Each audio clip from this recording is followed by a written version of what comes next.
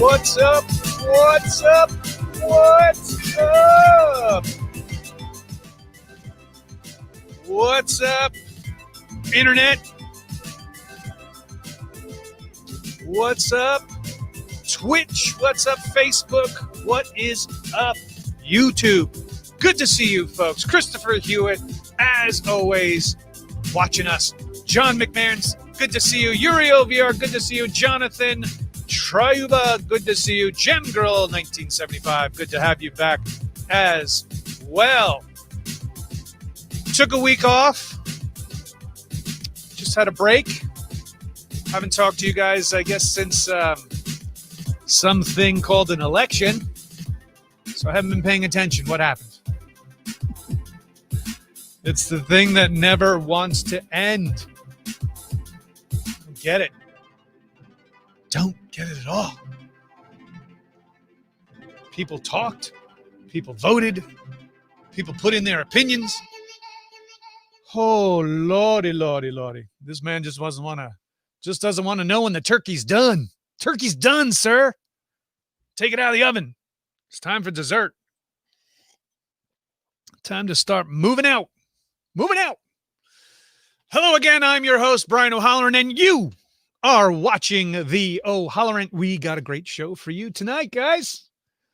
We have a good friend. I've known this man since 1994. That's right. Is that 27 years or so, maybe a little longer. And it is a joy hanging out with this man whenever I get a chance. He's become over the years a close personal friend of mine as well. And he has his own show called The A Game with Rob Acampora. Conversations with people achieving their goals. You can find that on Facebook and also on YouTube as well. So we'll be having him on. We'll be talking to him.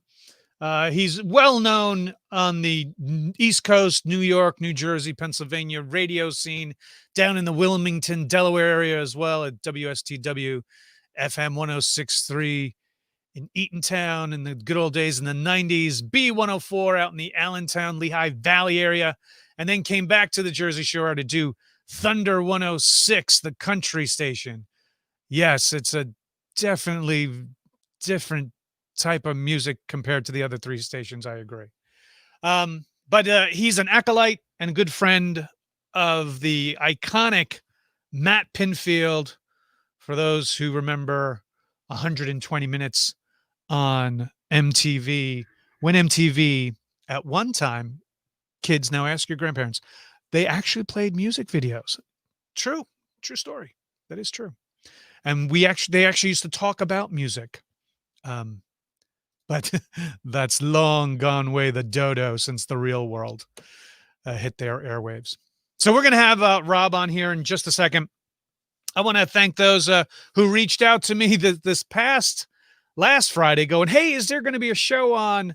And I was sorry to disappoint, but I thought it just to give everybody a rest from all hijinks that was going on in the States.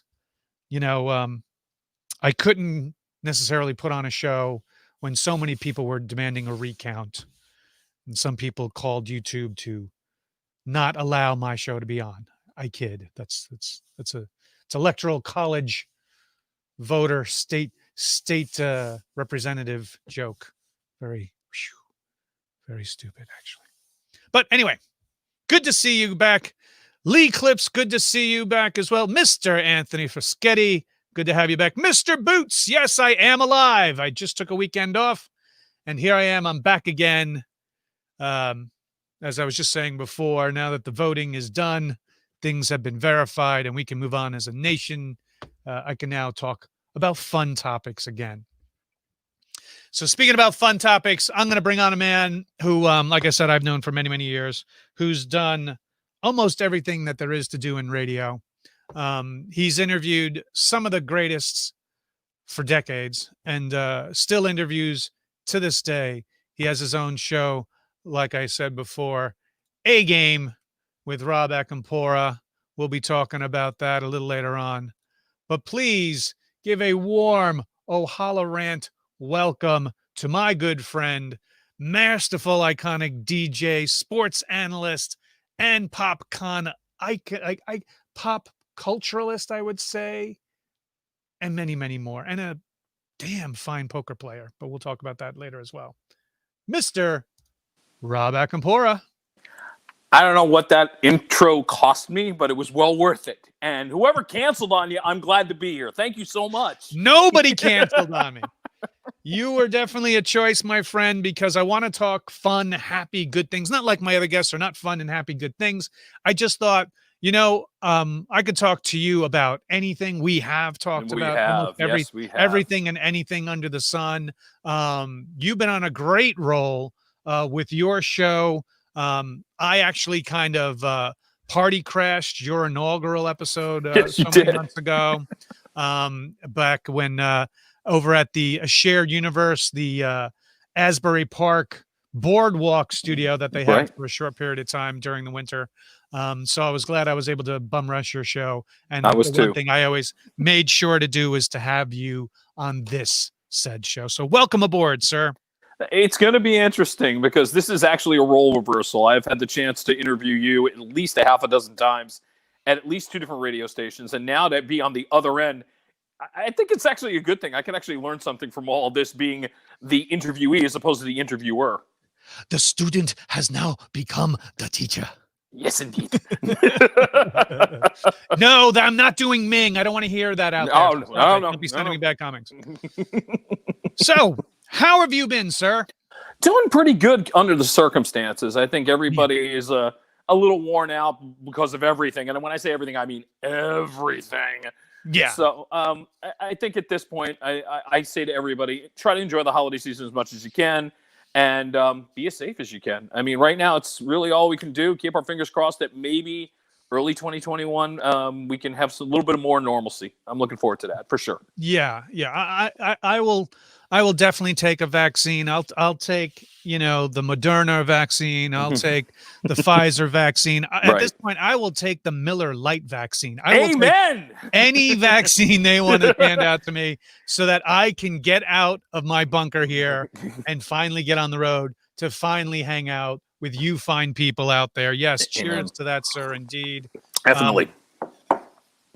Because you know me, I'm a people person. You are, absolutely. I'm the man that wants to be out all the time. I'm the guy that wants to just hang out. When our friends get together, it's always Brian, do a toast. I'm always you are the designated toaster. Yes, I'm the toast master general when it comes to that stuff. So I want to get back to that. We normally tomorrow would normally be, as you know, Rob, our yearly Friendsgiving, where we hang out at our good friend's place up in Jersey City. There's usually about 25 to 30 people over at their place. The family who lives in Jersey City, they cook the turkey, and in some cases, most of the times, it's 2 turkeys because one is a gluten-free turkey and one is a regular turkey. And by that, we're not trying to make fun of it. It just means there's no stuffing in it. There's no stuff like that. It's not a faux turkey. We're not animals. No. Okay. And everybody else brings side dishes. My mom comes, Diana comes, all of us go up there and we have a fun time. This is going to be the first year in probably 8-9 years that we haven't gotten together for at least, Friendsgiving. Yeah. So, that's what I would normally, me and you specifically, would normally be doing tomorrow night. So it's good that I get to see at least virtually, if anything. Yes. I know I won't be slipping into a coma, because normally after we've eaten that massive turkey dinner, what happens is 2:00 people arrive at that place in Jersey City. There's a poker game that happens for the by early about bird. 3:00. Yeah. Right. There's the degenerates who need to get to the poker by 3. Then we stop at 6. Who's ever in the lead at that point, everybody gets paid out. And next thing you know is we eat until about like 6 to 8, and then we start another tournament for the final of the night. And that's what we're missing. So for tomorrow. But this is fun enough. So where are you coming to us, by the way, sir? In Bradley Beach, New Jersey, just down the road from Asbury Park. This is my apartment. And actually, when I do my podcast, most of the time I've been doing it virtually. So this is sort of the setup you get. The map of New Jersey, the plants that I'm trying to keep alive. I have realized I do not have a green thumb whatsoever. These things are dying behind me. Yeah, you got to get something. You got to get some Miracle Grow or something in that. Look, I'm watering them. Apparently not enough. I'm like, water's not it. They need nitrates, sir. You got to get them some Miracle Grow. Yeah. See, now it's funny because behind you is a map of New Jersey, but not the whole map of New Jersey. No. Just the Jersey Shore. Exactly. That's home, baby.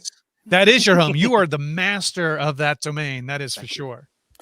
It has been the bulk of my career, without question, and it's where I grew up. So when you walk into radio, in and around your hometown, there's no greater feeling. I'm glad I got to go out and branch out in a couple other places, but when I had the chance to come home, it was like I felt like I never missed a beat. And I've been back here about almost 8 years. It'll be 8 years this December. I've been back here. Nice. Yeah. Now, when you were in high school, were you always interested in radio back then? Were you part of the AV club? No. High school was St. John Vianney in Homedale, and when I was in high school, I was the math geek. I mean, I was the kid who played chess. I was not the guy that I think any of my classmates would vouch for this. I'm probably the last guy they thought would have gotten into radio. I mean, I always knew sports. I mean, it was at a point where my senior year, there was a football pool that was being run slightly illegally, and I was like hitting like 6 weeks in a row. So I think my classmates kind of knew, well, he sort of knows how to pick football games. But my whole thing in high school was, okay, I'm good at math. Maybe I'll go to college. I'll get an accounting degree or some kind of business degree. So radio was not even really a thought till I got to college. And that was kind of a nice surprise because Catholic University's radio program was just restarting at that point. They were off the air. They were getting back on the air. And they had some open tryouts. And I tried out to be an announcer. They were looking for sports announcers. And I tried out. And next thing I know, they're telling me, you want to do some football and basketball games? I'm like, yeah. And became the voice of Cardinal football and basketball for 3 years. And thank God for my partner at that point, David Allen Reeder, who was on the basketball team, couldn't play because of an injury. And Al knew everything. We really never missed a beat for 3 years. So he was your color. Yeah, he was my color guy, and he was outstanding. Nice. I was very lucky. And even after college, I mean, as it was winding down, I still wasn't sure. But I had the bug at that point, you know? So it was pretty much just sports announcing in college? Sports, and I had a weekly music show. I had it once a week, too. Yeah, I did. So what kind of music is allowed on a Catholic college radio station? Kind of a hodgepodge of everything, so long as... Not a Striper, I assume? I'm trying to think, was Striper around that? Yeah, I don't know. Around that. High school, yeah, they were. Yeah, they were. Because I had a friend who was into Striper back then. Trying to think of all the Christian bands that were going on back then. Most of them I know are from the 90s, but you're right, Striper was definitely the 80s. No, it was kind of a hodgepodge. I mean, the popularity of the radio station was more because, ironically, the sports, because we were the first ones to kind of take the sports on the road. And probably our biggest highlight was, and I knew something was happening, Madison Square Garden. Catholic was playing a game against NYU. It was the opening game of a doubleheader. The headliner was St. John's and Georgetown. So, I mean, you've already got a half-packed arena getting ready for the main event. But here we are. Al and I are kind of courtside, and we're kind of doing this. And we got engineers who are just students. We're doing this on the fly. They've never done anything like this. And we pulled it off. We were really at lucky. Madison Square Garden. Yeah, Madison Square Garden. So right on, bro. At that point, I honestly thought, I was like, okay, if this is the last thing I ever do, this isn't bad. But the bug was there. Who was the network broadcasters then? Was that a Marv Albert broadcast? That was a Marv Albert broadcast. I saw him in the distance. Yes. You tried taking a bite out of you or nothing? No. What? Too soon, people. Yeah. Too soon with the biting jokes for Marv Albert. Come on. Look at where we're at here. Yeah, exactly. Look it up. It's 2020. Come on. So, after college, where do you go from there? First of all, you got your degree in math. I got a math minor, but I've got a business degree. I got a business degree. Okay. I managed to get a business degree, but a mathematics minor. And I'm thinking to myself, okay, I probably should go down a path of maybe actuarial sciences, or even thought about, the law SATs because I had worked in the law library. So there's a lot of things that were going on at this point. And my father is probably thinking to himself, okay, he's probably going to work in the insurance field. Maybe he goes to law school. And then I dropped the bomb on him and said, Pop, I can't do any of this. I got to try radio. My father and I kind of battled for 5 years because, and I understood why. My dad, by the way, worked for the New York Post for 30 years. So, yeah. So when your father kind of has been in the media in a way, even though it wasn't on the writing end, he kind of saw a lot at the Post. So I think my father just was trying to protect me and kind of go, he knows the road I'm about to take, and he knows it's going to be an extremely hard road. So he was just trying to be protective. But Brian, what was funny was he kind of figured something out when I was about 16 years old. There was this column in the Post back then called "You Be the GM." You remember the writer Steve Serby, who was well known in New York circles, Right?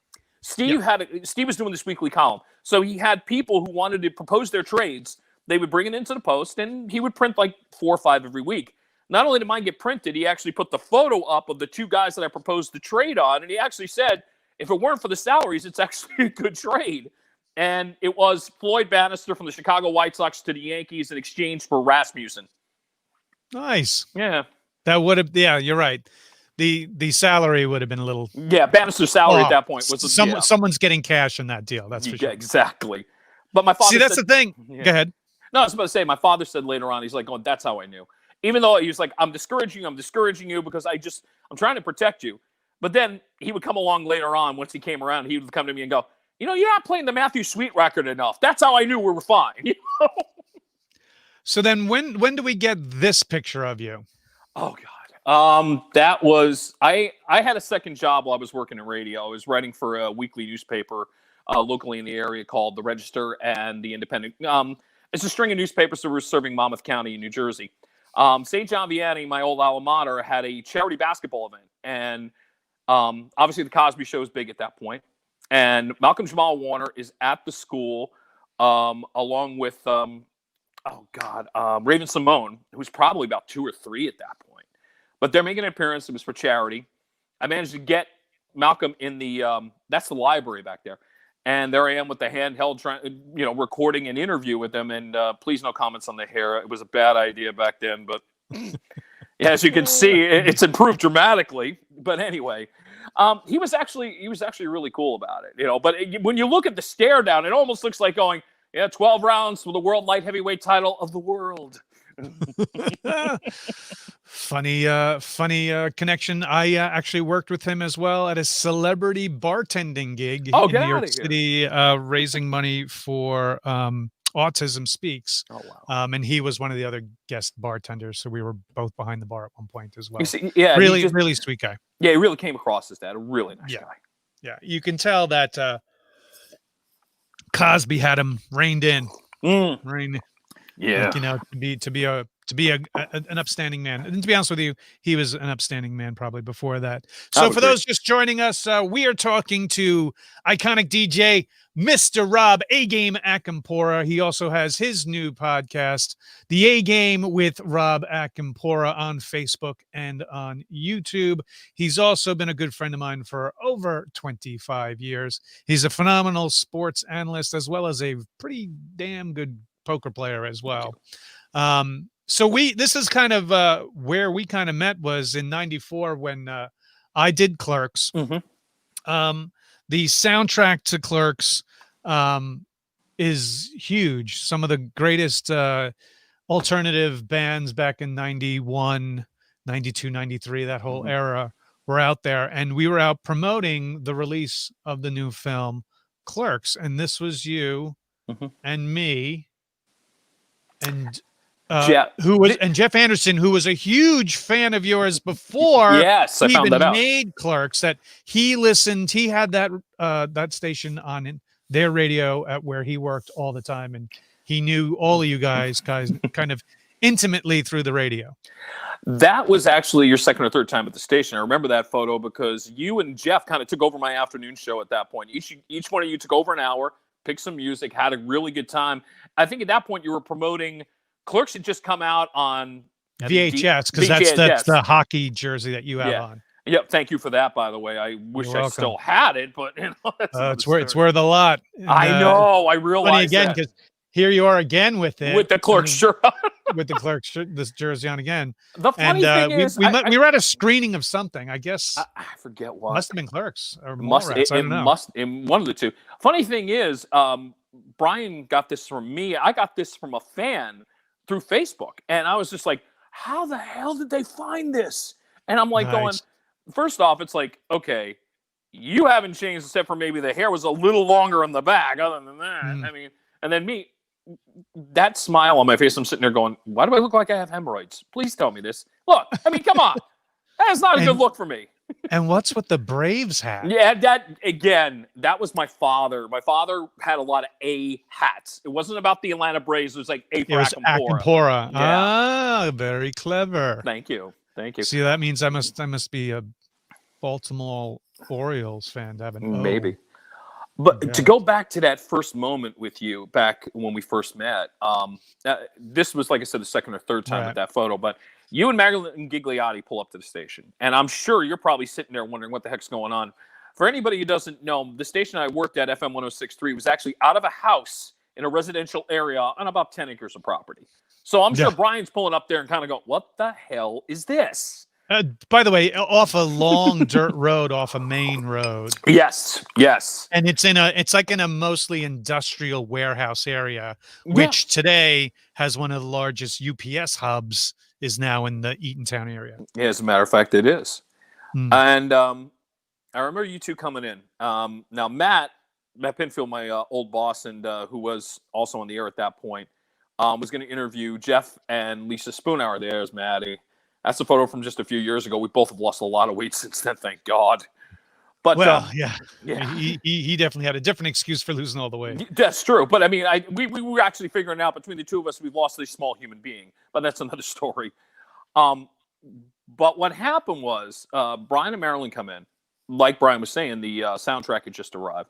So I'm doing the interview, and I'm thinking to myself, they've probably been bombarded with Kevin Smith questions till they're blue in the face. Who's really talked about the actor's perspective on doing this and finding out a little bit more about how it is to do this independent film and sort of do this guerrilla tactics that you're doing with it. And it really flowed. And obviously I was thrilled to play Soul Asylum and Alice in Chains. I love both songs on the soundtrack, and they're both like classics now. And from that moment on, it was probably right after the premiere that Brian and I really we gelled. I mean, it was really instantaneous. And 25 plus years later, here we are sitting here talking like this. I mean, if you told me that, I would have been like, but then again, we used to joke about that. It's like, when we get old and gray, we sitting there having a few drinks and reminiscing about, hey, remember that time? Instead, we're both stuck in houses and the rest of the world. Meanwhile, my liquor is stacked right now, and I'm like, going, I'm going to bring back some old photos here. We have this photo. I should say that there's been a couple of opportunities where I've tried to segue into television. This was one of them. So the Refreshments, who were a one-hit wonder back then with the song Banditos, really great guys. There was this video show that I got casted for to try to be the host for. Now, keep in mind, I had the interviewing chops. I did a lot of things really well with it, and I wish I could find the film because I was really proud of the work. But the one thing that stood in my way was my weight. I mean, I just did not have the right look, and I was probably over 300 pounds at that point. So I was probably looking back, and I was very lucky to even get casted for an opportunity to do the pilot. It never got from what I heard, it never got picked up, but it was definitely a cool experience to do it. Now, was the first station you then worked for, was it HTG? Yeah, it was HTG, FM 106.3. It was almost 9 years of my life. Oh, that's a great montage, Brian. That Blind Melon, who have a new documentary film out, and it's getting rave reviews. I mean, I remember that day vividly. They were just worn out from being on the road. And it was just a day where they just actually got off the bus, started just hanging out, relaxing. And they actually felt like kids for a change. I think the pressures. And whose house are you in front of? That's actually a station. If you look carefully. Exactly. Exactly. It's like some shotgun shack kind of a house a big open field around it. Yeah. And then about 100 yards or 50 yards away from that is the transmission tower. And that was it. That was it. We really look back on that. Anybody who's ever worked there, it was always that us against the world mentality, because we were this small alternative station on the Jersey Shore. We could touch into Brooklyn and Queens. We were getting into parts of North Jersey. They did it differently from the inception, from when they launched in the mid 80s, when Rich Robinson and Mike Marone took the ball from the owner and created something. And the funny thing is, that's the Verve Pipe and myself, and there's me with 5 chins. Oh my God. And I remember that they were just breaking at that point with the freshmen. That was actually a cool moment when we were all just, it was a loose time, but there were some really interesting bands that were coming through there as they were just getting started. They were just starting to peak. I think that was the great thing about the station. And there was a lot of talented people other than Matt. I mean, Matt became the biggest success story of the radio station, no doubt about it. But there was a lot of great people. And I really always said about the station, it was like 3 phases. There was the launching phase. There was the second phase. Ironically, 2 of the bosses at the station later on came from some of the original alternative stations in the country. We had a guy named Mike Butcher, who came in from WHFS in the Baltimore, Washington area, which was also one of the early alternative stations in the country. And then we had Bruce McDonald, who came from WFNX in Boston, which is another great early alternative station. I mean, there was about 7 alternative stations in the middle 80s. You had HTG, HFS, FNX. You had K-Rock in Los Angeles. There was only a handful of stations really doing this. And it is kind of ironic that we managed to bring in some people from some of those places. And you, at one time, you got to meet your radio icon, Mr. Howard Stern. No, I kid, ladies. It's Joey Ramone, everybody. That was an interesting day because I remember camera crews coming in and they're saying, "Hey, listen, we're going to be filming here and we're trying to do a documentary." I'm like, "Yeah, okay." I should explain that this studio is so small. They had a camera guy standing in the doorway so they could get that shot. Then there's another studio in front of my board there. And it was our AM station, which did nostalgia big band music. So they have a camera over there too. And they're trying to, do the best they can to try to get these segments. And, I didn't put any thought into this. I was like, okay, a couple cameras, no big deal. It was about 8 years after that interview. Now, mind you, they're filming it because Joey's announcing the Ramones are going to be retiring. They're announcing the last album, Adios Amigos, and their final tour. So obviously they're trying to play this into the documentary. But it took about 8 years after that the documentary saw the light of day. And the way I found out was I got a call from a guy named Tim Donnelly, who is a part of the Surfrider Foundation here in Jersey, also runs a great festival called See Here Now in Asbury Park, and they're hopefully going to be back in 2021. But at that point, he's a reporter for the Asbury Park Press, which is a big paper in New Jersey. He finds out I'm working down in Delaware, reaches out to me via email. He's like, "Hey, listen, I need a quote from you about the Ramones." I said, "What about them?" He's like, "Oh, the documentary film came out. You're in it." I'm like, "What?" That's how I found out I made the cut on the film. And nice. It's only like about 20, 30 seconds of the interview on the main part. And then the bonus cuts, they give you about 4 minutes of the interview. So if you ever dig it up, it's out there on YouTube. It's interesting to watch, that's for sure. Now, the couple who owned WHTG, they eventually sold to Clear Channel or one of the bigger... Yeah, Faye Gade was the woman who owned the station, inherited from her father. When she sold to Press Communications. That's it. Yeah, and then they were doing a reformat, and it wasn't in your best interest to stay, or they had asked you to be a program director. Yes, right? they did. You know what? It happens sometimes in this business. Sometimes it's just a bad match, and no regrets. I mean, it was a chance to come home. It was really good money. It was one of those things where not everybody was on the same page, and that happens in any job. When you kind of know when things are just not lining up the way they should, you got to pull the plug before. And ironically, they came around and they actually had a good run as G-Rock, and it was different. Yeah, it was definitely different. I mean, it had a almost I don't know, Z100 kind of feel to it. Well, yeah. But you went from HGG, I assume, then to WSTW, or was it B104? I did B104 after HTG for about 3 years. Came home to do Lehigh Valley, Allentown area for those who live in the Pennsylvania area that you might have heard them there. And what was your moniker there? Was it A Game there? No. I started as Rob the New Guy. And by the way, here's a very valuable lesson: do not have people give you ideas about what name you should go on the air when they've been drinking. So somebody came up with the brilliant idea of kind of going, "Hey, Bob Dylan." I'm like, "Oh, please, no." And then they go, "No, we'll spell it Dillon." And I'm like, but that's heavy drinking. Yeah. I'll give my boss credit. I mean, he was very much like, "Hey, Rob, I know this was not easy for you."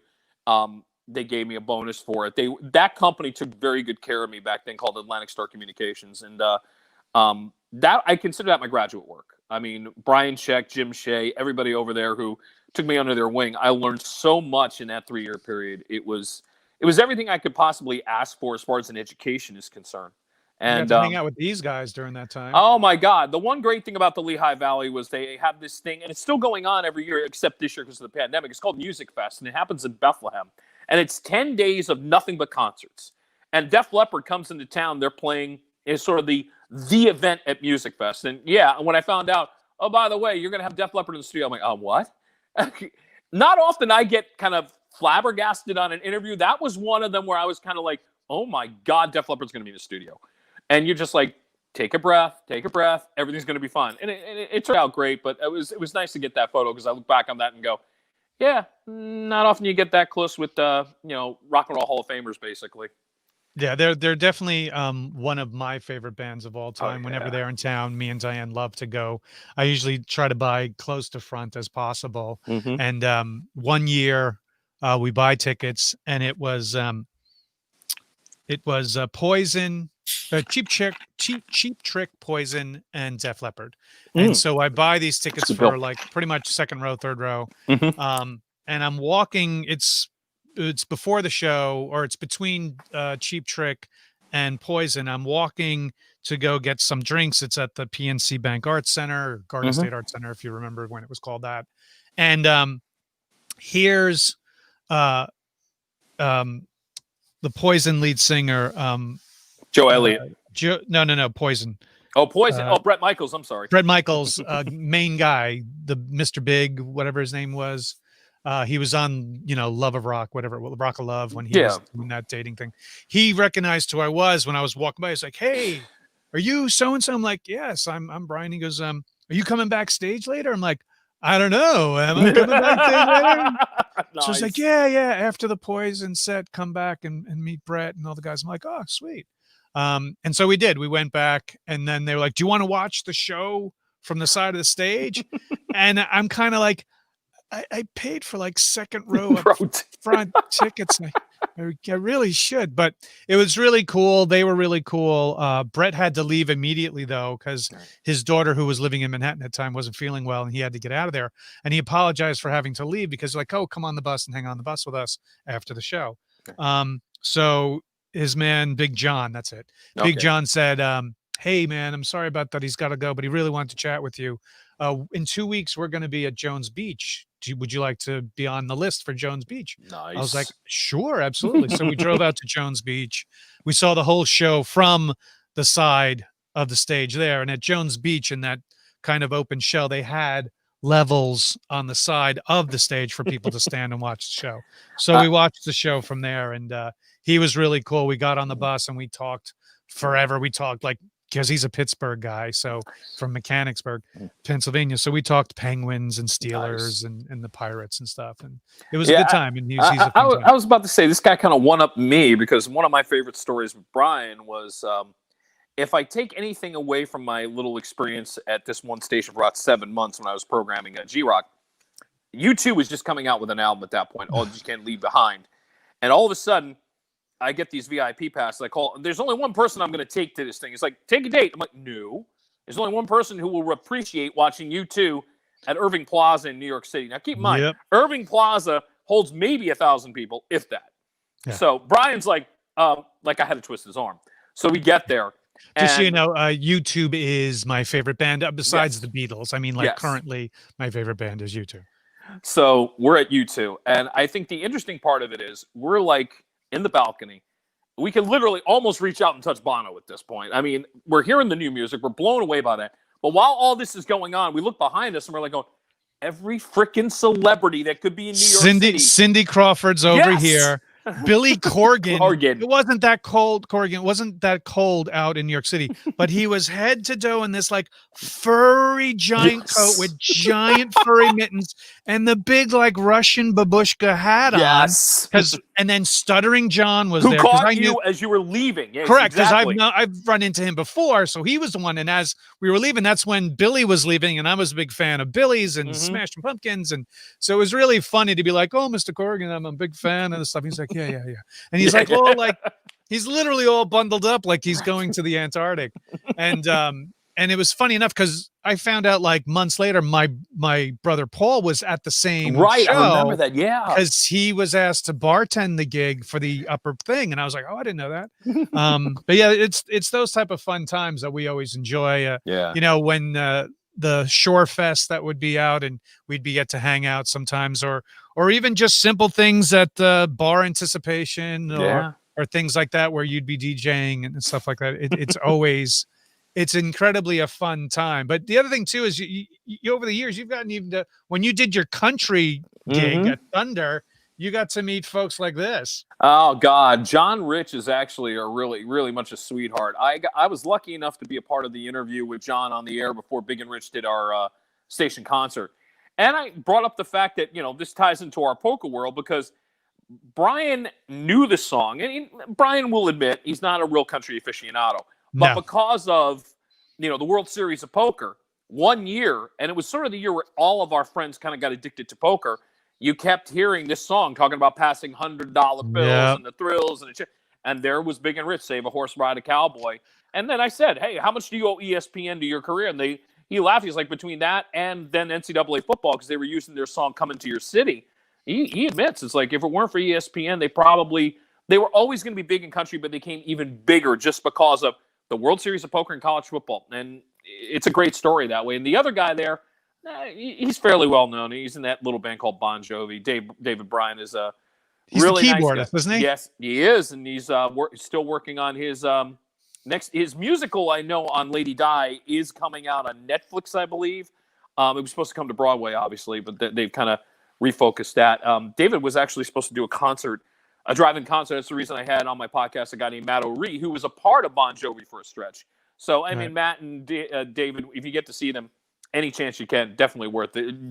David can play anything. He really can. Which is funny because you were sending me photos of stuff you've done. I was on your Facebook page. Yeah. Pulling some other stuff as well. And that photo came up, and Diane was at my desk at the time, and she goes, oh, that's the guy from Bon Jovi. I'm like, what? I'm like, well, the other guy is, big from Big and Rich. She goes, yeah, but that's the keyboardist. And then she's like, and then she thought of the name, and I'm like, man, you are a Jersey girl. Yeah, she is. Come on now. But the other thing too is you're a big sports nut too, and so you get to meet people like this. Oh my God, that was such a surprise. Mind you, the country station Thunder 106, another birthday party that we were doing. And Jesse James Decker had a record out at this point. We had heard, Eric Decker, by the way, is the tall gentleman there. And that's my former coworker, Paul Van Dusen, great guy. Paul, if you're watching this, thanks, man. We had a great time together, no doubt about it. But Eric, ironically, we had heard he had just gotten injured after playing a Monday Night Football game where he literally was the reason why the Jets actually won the game. So we're backstage, Paul and I are about to go on stage, and then we see Eric out of the... So we get a chance to snap the photo. We ask Eric, hey, listen, would you mind introducing your wife? He's like, no, that'd be kind of cool. So then we get up on stage, and there is this sea of Eric Decker jerseys just all over the front here. So obviously not only fans of his wife, but fans of Eric himself. And hearing 3,000 people go, and I went Jets, and they're going Jets, Jets, Jets. I'm going, that was kind of cool. Especially when you're the focus of it. When it's being yelled at you, Yeah, exactly.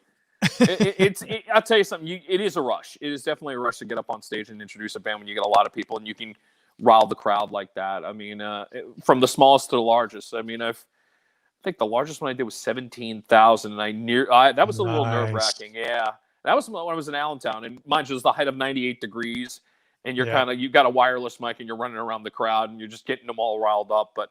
At the same token, you're like, this is a sea of humanity for this band. This is crazy.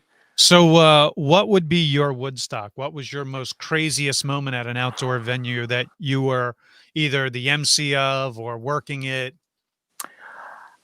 That's a good question. I can remember that 106.3 one year went to Lollapalooza, and we were doing some live cut-ins from Lollapalooza, and just watching the inevitable mosh pit that was not far from where we were broadcasting.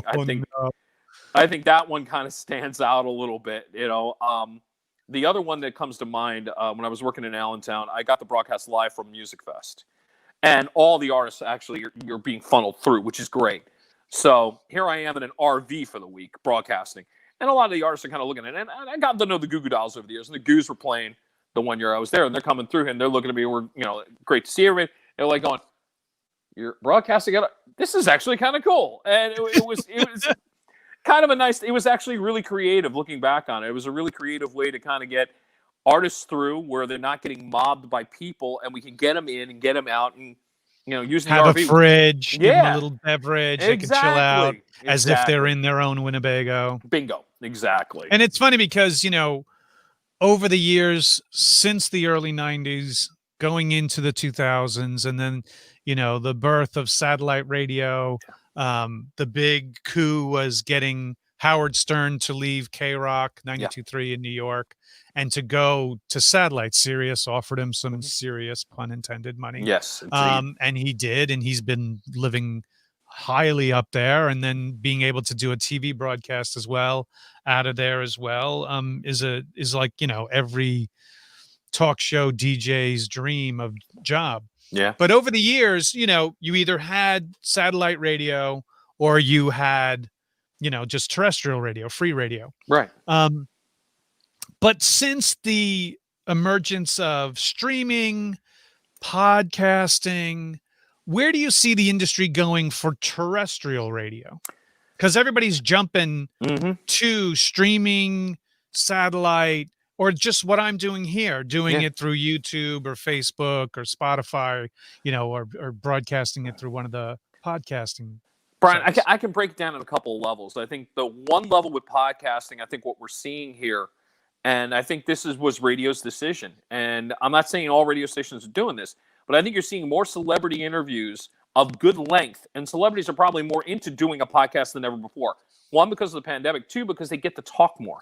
In radio terms, I mean, I went from, having no net to suddenly kind of going, hey, Rob, you got to trim this down into like 2 3-minute segments, maybe 2 4-minute segments. I was lucky enough when I was at WSTW, you came on the air with me when I was doing the night show. God bless my bosses, John Wilson and Mike Rossi, who basically said, here's your blank slate. If you cross the line, we'll tell you. And I think it only happened like once where it's like, nice bit, Rob. Don't ever fucking do that again. That kind of thing. Right. And that's the thing is that you're given the freedom of streaming, the freedom of satellite radio, especially. They're not beholden to the advertisers because every minute costs money because it's a subscription-based thing. It's a set amount of money that you pay for unlimited whatever. And that's why I think that with radio, it's so dependent on advertisers. Yes. And it's so dependent on that. Listen, a 10-year-old child could be listening, so we need to keep it as strict as possible, even if it's after the 10 o'clock hour kind of thing. And it's always that kind of feel like, where is it going? Where is radio going? Don't get me wrong. I love radio. And when I'm in my car, I love to listen to the local rock station that's up in my area here. And as I get closer to the New York City area for stations, I'll obviously tune into 92 and hear what's going on. But there's a lot more advertising needed radio. Yeah, the pandemic really has exposed that a little bit. Yeah. I mean, we are now in a weird part of the industry. I mean, it's like a lot of businesses that are struggling, but because this is such an advertising-driven business, we're seeing iHeart and Entercom, which, by the way, are the 2 biggest companies in America right now when it comes to radio. And iHeart's been going through about a month's worth of laying people off and saying you're done. And I know they have to restructure, but I mean, it's disheartening in a sense because we're starting to see a new wave of how they're going to try to do things. I think we're going to see a little more regional talent as opposed to local. We're going to see a lot of multiple station programmers, which has been happening. And by the way, when I say that, it's sort of like if you have 5 stations in a building, you're going to have one person running it as opposed to 5 different people running 5 different stations. So these are the cost-cutting measures. Now, mind you, I think because the ad dollar is not going to be there for a while. I mean, some stations have managed to do some recovery, but almost all of them really took a hit for about 4 months because with businesses, the first thing they stopped doing is using the disposable income to buy ad dollars. So right there, the radio stations are so hurting. where do you go? I mean, you're going to have to cut employees to try to make the bottom line better. I think a tiny thing that helped him during these last 6 months or so has been the influx of political radio ads. Yes. And I guarantee you, if the political radio ad didn't come along for these 6 months, there would have been even a bigger chunk of money that they didn't get. You bring a great point home. Absolutely. Because there was a lot of times where I'm like, oh my God, I get it. You're for low taxes and the other guy's an evil idiot. I get it. All right. Stop every 3 minutes telling me about this. Same thing with local television stations as well, because your local restaurant can't advertise. And there's only so many times the car dealership can pull a car ad for it. Exactly. But you hit upon a really interesting point. There was probably more ads for campaigns than ever before, mainly, one, because it was an election year for the presidency. Two, because of the pandemic, I think most of the salespeople were sitting there trying to really hit every possible level of election they could get to try to get ad dollar coming in. So, yeah, I mean, if you were to take that out of the equation, this could have been a lot more painful. No doubt about it. You're right. For those just joining us, where have you been? You know I start at 9 o'clock. Yes. Come on. No, come on seriously. Thank you so much for joining us for this evening. We have a good friend of mine. He's a radio DJ, podcaster, pop culture and sports analyst, Mr. Rob Acampora. You can find his show on Facebook at facebook.com/A Game with Rob A, and also on YouTube at the same address. Let's just want to give a couple of shout outs. J-Man, good to see you lurking. Thank you so much for lurking again. Eddie Pozos, good to have you back. You are not supposed to be watching here again. Uriel, good to see you again. Mr. Anthony Fraschetti, one of the best at shooting music concerts, especially rock bands. If you're up in the New England area, that's the man to contact. He is the man to do a photo shoot with. Hey, we got the Scott Schiaffo running in here. Good to see another man of music, as you all know. Squid Squiggly, good to see you. Good evening to you too as well, sir. Mr. J Fields 217, good to see you. And Jason Mack 08522, thank you for joining the show. So the other thing, I do know you in other capacities. Sometimes I have you pretty much sitting completely opposite me at a poker table Oh, God. at my friend's house while we're trying to kill time. Usually during some sort of holiday or birthday, you were raking in the chips at poker. Here's the thing. Now, that's unfair. You have a math degree. Yes, you say it's a minor, but you play it you use it major league when it comes to poker. But that wasn't your first game. Your first game of choice was blackjack, correct? Yeah, it was. I played a lot of blackjack. I really didn't get the poker bug until, I should explain. Brian was bitten by the bug probably before me, and he was having this gathering. He was organizing a gathering. I think it might have been Mantaloking or something. I think it was a friends of a friend's house. And it just winds up being, hey, Rob, why don't you come down? I'm going to introduce you to some people. And so I'm like, oh, yeah, this should be fun. And I recognized a few of the people, got to know some other people. And then here we are on this big dining room table, and we're just playing cash games, having some fun. And I kind of knew I was onto something here when all of a sudden I remember hitting like 5 hands in a row. And then our mutual friend, Bob Sengowitz, a.k.a. the Bob, is going, who invited you? Excuse me. What are you doing here? Who invited you, pal? Well, because now he's a computer science major as well. Right. So he has math background as well. And blackjack was his game as well. That's true. So having two really good blackjack players at your table is not fun. It's not fun. Yeah, but don't underestimate the ability of Mr. O'HalloRANT. He's a very good poker player. Speak of the devil. There's Bob with his chips in front of him, ready to play, ready. And it is his house that photo is taken care of. Bob, we thank you for a lot of great nights there, by the way. He was like the host du jour for many years for us. And Diane is watching as well, and she says that was Rebecca's boss's house that game. Thank you, Di. I knew it was somebody. She had a beach house down in Manalocan. Her boss was, though, vacationing in Europe, so she said she had run of the shore house. Thank you for that tip. Yeah, absolutely. Diane. And our lives haven't been the same since, by the way. I mean, we were at a point, and I think Di will vouch for this, and anybody who knows us will vouch for this.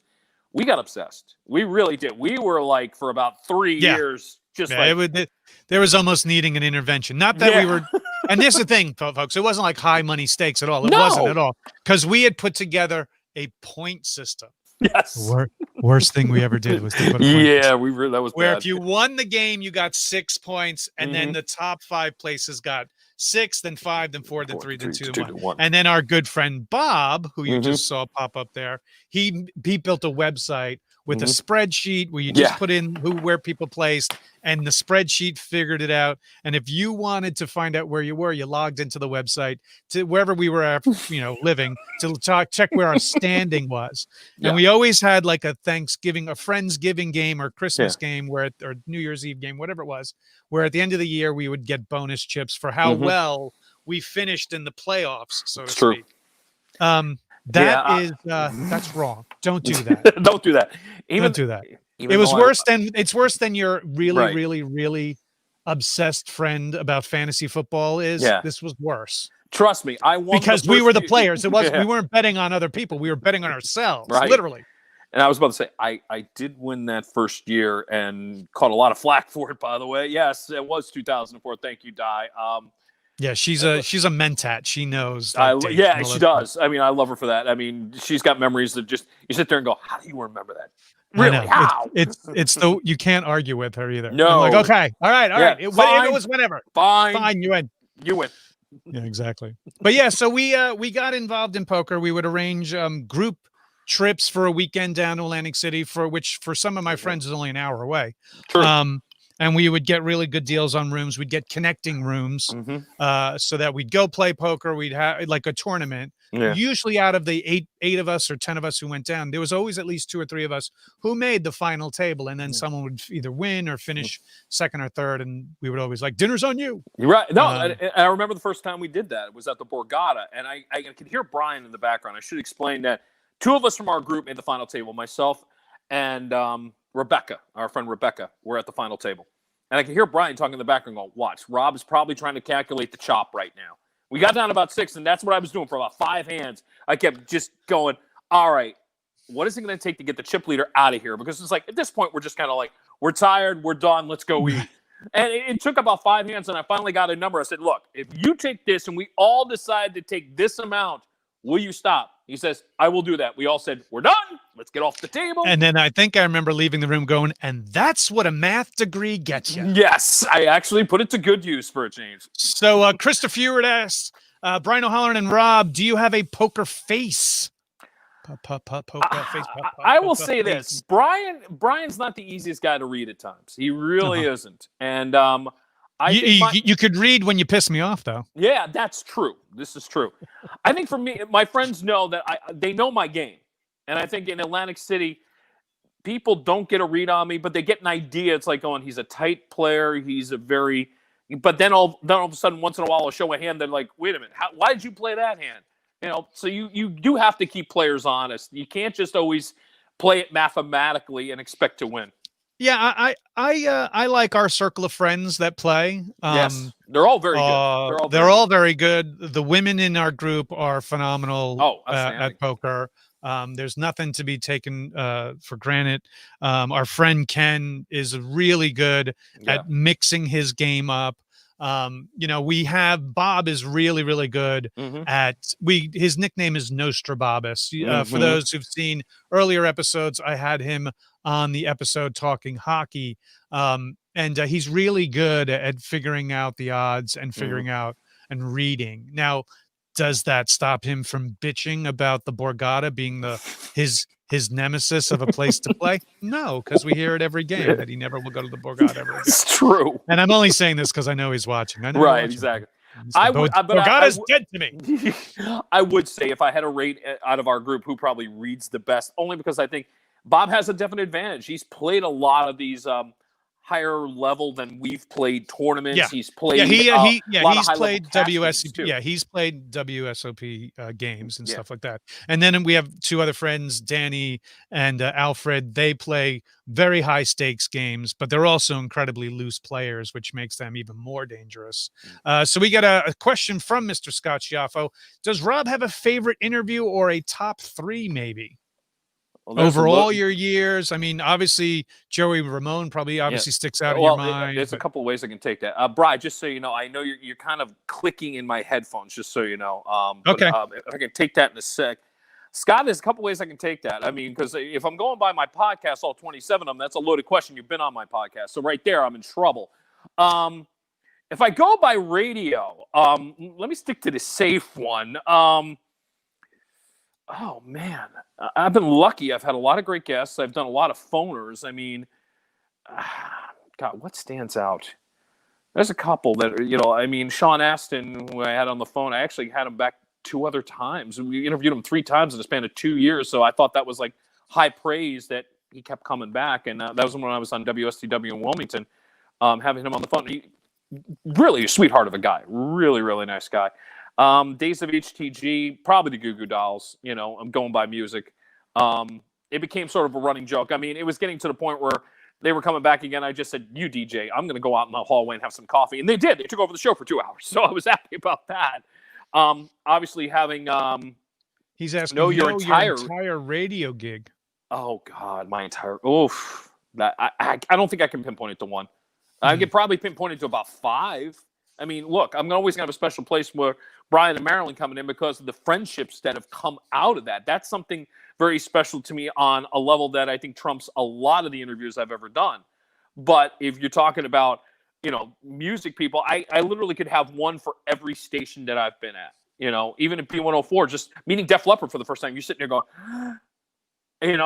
you don't expect to have that happen. And it was just one of those cool moments. What about meeting this man? I'll tell you something about Ted DiBiase. The $1 Million Man was a very humble, down-to-earth guy, and I was surprised he brought the belt with him. He was doing a charity event in Wilmington, and he's like going, hey, Rob, why don't you try the belt? And I was like, oh, okay, because there's somebody who watched him. And the funny thing is he's only a little heavier than what he was when he was wrestling. At this point, he's retired. He's actually starting to coach his son, Ted DiBiase Jr., who's now doing well in WWE. Ted was one of those people that had great stories. And if you're somebody who's into wrestling, that was such a cool moment. And it was one of those, I didn't want him to go. My boss is like, you got to wrap it up. I'm like, no, we're having too much fun. We're picking music. He's great. But yeah, DiBiase that was like sort of the childhood dream as somebody who watched a lot of the WWF back in the day and always liked his character. So that was cool.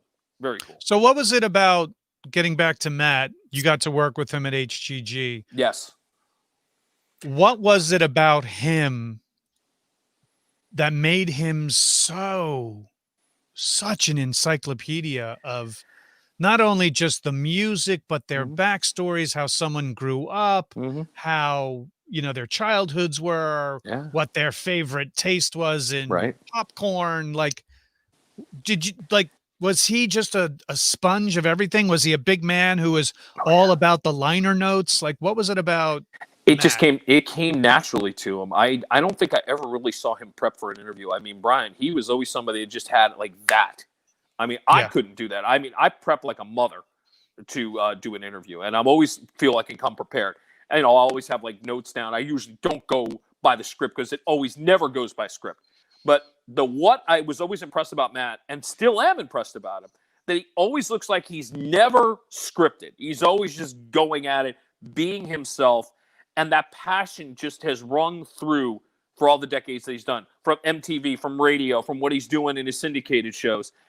There's a reason why he still gets, jobs. He's that good. He was an A&R man too. Yeah, he was for Columbia Records. Like he knew he could feel good talent when he saw it, raw talent and stuff. It was funny because that picture is you guys had a reunion. There's a bar in New Brunswick, New Jersey, where Rutgers University is based, called the Melody Bar. Yes. And right across the street is another bar called the Roxy. Yes. And, I can't tell you how many weekends from the year of 91 to 94 I spent in both those bars, in which he DJ'd at the Melody Bar, and he was the downstairs DJ. There was 2 floors. It's an old house.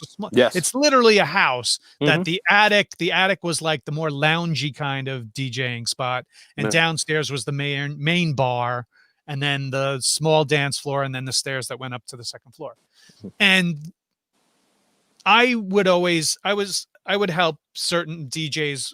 Certain friends of mine were DJs as well, that DJs those places, and I Right. would help them out from time to time. And every once in a while, I would just go up and make a suggestion what we should do next. I never had to make a suggestion on what to play next with Matt, because Matt felt the same vibe of what was going on in the room and on the dance floor, Yeah. and then in the place in general, that I would have done. And that's Right. kind of where I was just like, oh man, when you get into a party and the DJ just got it, Right. and we're talking that alternative goth, back in the day it was called goth, alternative goth music scene, Trent Reznor, Nine Inch Nails, Moby, the whole nine of those type of bands. And he knew how to flow with that, you know what I Very mean? much so. And there was a DJ named Mick Hale, DJ Mick Hale, who he played more of the Roxy stuff. So there would be like certain nights like Monday night over the Roxy was goth and stuff like that. So I always used to enjoy Matt as a DJ. I love him as the host and an interviewer and stuff. But what people don't realize is how, as a DJ, he was phenomenal. It still is phenomenal, I assume. But always knew how to pick a choice of music. And I know you still DJ parties and events and clubs yourself, obviously before COVID. Right. And I owe you, as a matter of fact, you've DJ'd friends' weddings of ours, and you were the same way. And when I would come up to you, though, it wasn't to, you don't know what you're doing. It was like, dude, we got to get this song in because exactly. Lee is about to dance her head off, if we get this song dropped. Right. And we all get that, oh yeah, moment, and everybody's on the floor. And so it's always fun when you get to hang out with a DJ who gets that groove, who gets that kind of, it is what it is that needs to be for a club. And as far as here's a guy who's like Peter Santiago says, "Whoa, you went to the Mel, nice." That's right. The Melody and the Roxy, and then Pete, by the way, was actually a former DJ at times over at the Melody Bar as well. So Pete, thanks for watching. Thanks for watching. There you go. And Club 375 down on Main Albany. There it was the Japanese restaurant, and then they had the nightclub, which eventually turned into the Stress Factory. That space was a nightclub at one time. That's years ago. Yes, it was so long ago. Oh my god. So Christopher Hewitt asked, what's your favorite kind of music to listen to? 90s alternative. I'm still a sucker for and I was always a sucker for more of the pop edge of alternative music. And Brian kind of knew that with some of the bands I was into at that point. I've been lucky enough with my podcast to interview some of those people that have said yes, like Letters to Cleo and the Caulfields, and some of the bands from that day, Drum Rama, another one. Recently just interviewed Miles Hunt from the Wonder Stuff from his home just outside of England. And it's funny, we were actually reminiscing about the Melody Bar in New Brunswick because he actually did a show with Matt singing at the Melodies. Had to be like 91, 92, and we had some great photos. But that's what I was into. I always liked the melodic side of alternative music. So I've noticed I've listened to a lot of some of the new wave 80s lately, and a lot of that, 90s based, early to mid 90s that had that pop sensibility to it, but, definitely rocked. Well, let's give him an example. You brought along a couple of bands and their music videos. Let's play one of them right now. This band is called Love in Reverse, and the band that we're about to see, and the song we're about to hear is Bella Baby. So this is Love in Reverse, Bella Baby. Please enjoy.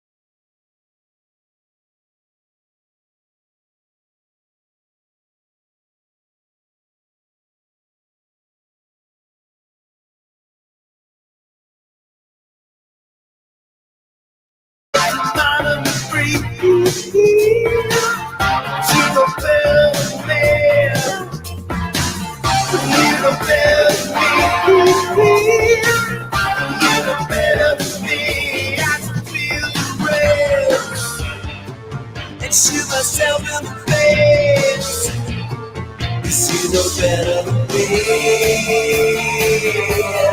Better than me. You know better than me. Better than me. Yeah, yeah.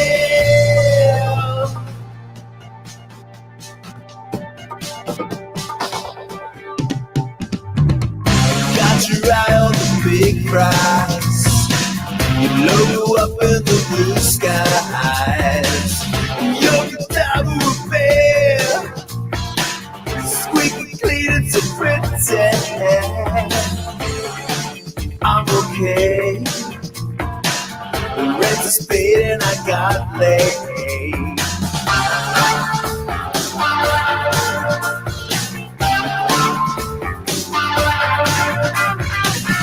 Me and Bella just had some ice cream.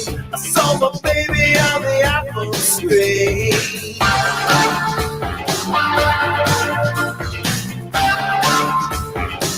I'm really happy to say that I've been nothing all day. But you know better than me. Better than me. You know better than me.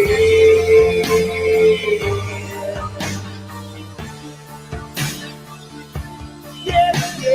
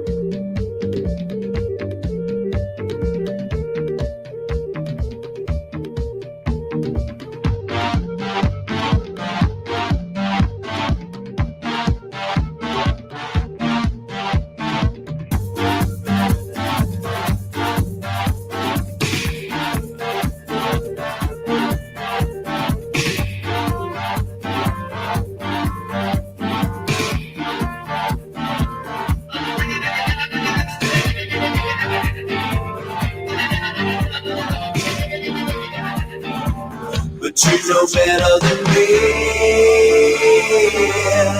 Better than me. You know better than me. Better than me.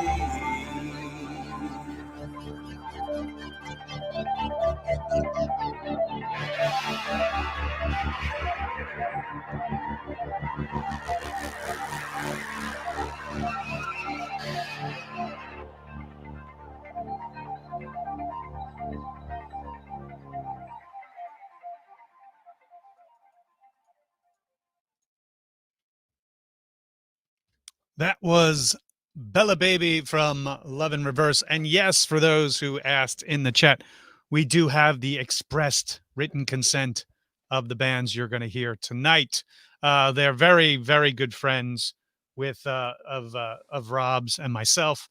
And Rob has been very kind to bring these along for us to play. And that was the first thing. Thank you for allowing me to do that. Yeah, that was the first thing I asked him was, hey, brother, I want to make sure we have the rights to do this. And he's like, they are amped that you're doing it. So it's good to know that they're amped. Oh, Sorry yeah. about the mute there for a second because it was linked to my mic and I hit that mute. Right. But tell us about Love in Reverse. Interesting story about the band. They were actually signed to Reprise Records back in the middle 90s. They got 2 releases out of it. I almost believe that the label was fans, but they didn't know what to do with the album.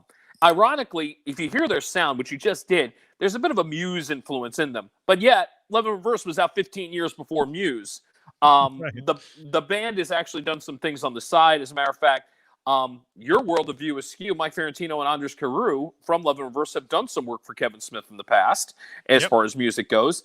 Their new album's called I'm an Illusion is now available on Spotify, Apple Music, iTunes, all the platforms you can think of. It is an outstanding album, and it is worth your attention. So seek it out. You will not be disappointed. Where do you see music going now?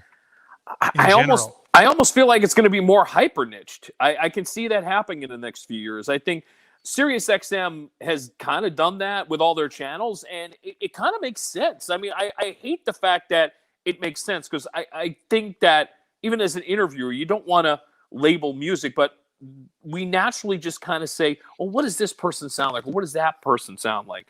But I think right now we're in a world where everything is just kind of melding together. Everything kind of, there's no boundaries, which is good and bad. And I think at some point... I find that the last 8 years or so, music artists particularly are just putting out fewer songs. Yes. Because they don't need to. In the case of how streaming is now, how things are sold, people are buying physically less and less CDs. Yes. Places to buy CDs are less and less.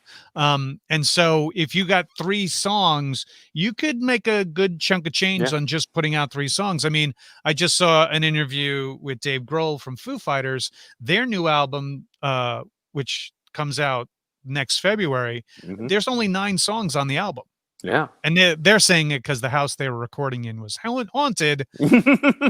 But you don't need an album with 12, 15 songs anymore. Not anymore. Yeah. I felt bad for them because they were supposed to go on tour this summer for their 25th anniversary, and they got if I can expand on that a little bit, because that's sort of where bands are making their money, and this is where most of them, on many levels, are getting hurt. Most bands make more money touring than they do on album sales and all this stuff. And if you notice carefully, they've kind of taken back something that if you went to a concert, you won maybe tickets from a radio station in the 80s or 90s, even early 2000, you may have gotten, hey, you got a chance to meet the band. Nowadays, the band kind of took that back. And I understand why. It's their way of making some extra money. So now the VIP passes have become the big thing for these bands, where they're kind of selling the experience. And when you release an album, you kind of hope something hits, obviously, because you still need radio to build it. But I think most bands nowadays don't even think about that. They're kind of going, if we've got enough of a catalog that we can just go out and tour and do that, we'll be fine. If we happen to get a song on the radio, great. And then there's the other level. We're seeing a lot of these indie artists. And I got to give you credit to this, Bri, because when I was talking about doing this podcast, you even said, Rob, if you were to tap into sort of the indie music scene and tap into it even a little bit, you might find a way and an avenue to expand where you're going with the podcast. And it has done that. I've been very lucky to get some of the sort of the ones that are really on the way up. Alex McArthur out of Texas is a fantastic 19-year-old with this big booming voice. She's already getting a lot of great buzz. Getting Nicole Atkins, who's sort of been the indie darling for the last several years. She's out of Nashville.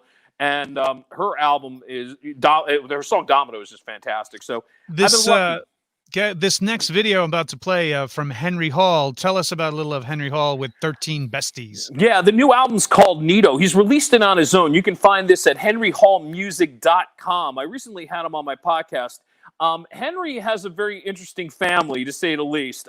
His father, being Rich Hall, who's a very known writer, actor, comedian, did time on SNL. He wrote a little film back in the day, Bye Bye Love, which is one of my favorites. And his mom, she's slightly well-known. Julia Dreyfus. Just Julia. Slightly. Julie Louis. Dreyfus. Billionaire. Yeah. Like that. let's. Yeah. So go ahead. I was about to say, the thing about what Henry is doing that stands out, take family out of it. When I did the podcast, I was so enthralled by his voice is very unique. I mean, it's a combination of, if you were to take somebody like Jeff Buckley back in the 90s who could hit those high notes, you take somebody like the lead singer of Radiohead who can hit the high notes. He's got that sensibility of hitting high notes while having more of a Dion kind of 60s vibe to it. So he's merging two worlds and doing it really well. And I think 13 Besties is a great example of that. Well, we'll let the audience decide if they enjoy Henry Hall's 13 Besties here on the O'HalloRANT. Let me just bring this up, and I won't mute it this time.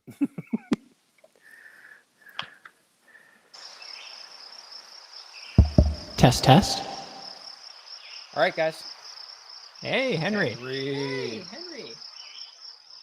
Let's go. I got what you need, Nelly. You can count on me. Kathy, anything for real. put your trust in me. Raymond, anything you want. Amber, get for you to flaunt.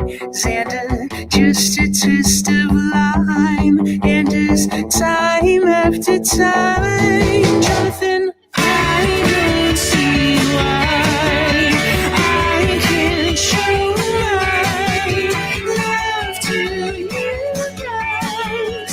Vanity besties, no need to cry. You are my guy, one of 13 besties.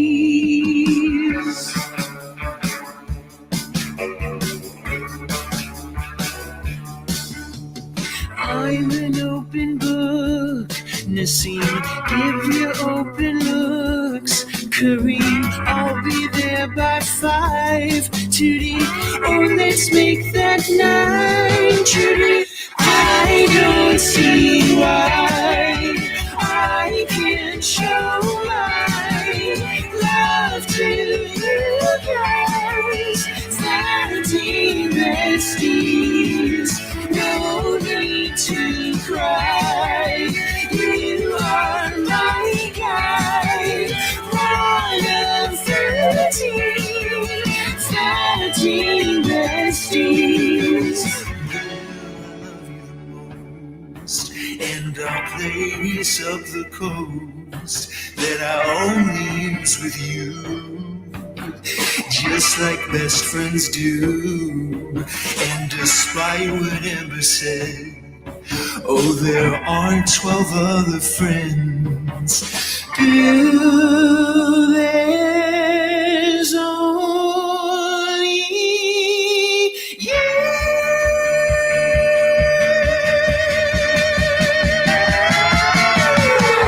I don't see why I can't show my love to you guys. 13 besties, no need to cry. You are my guy, one of 13 besties.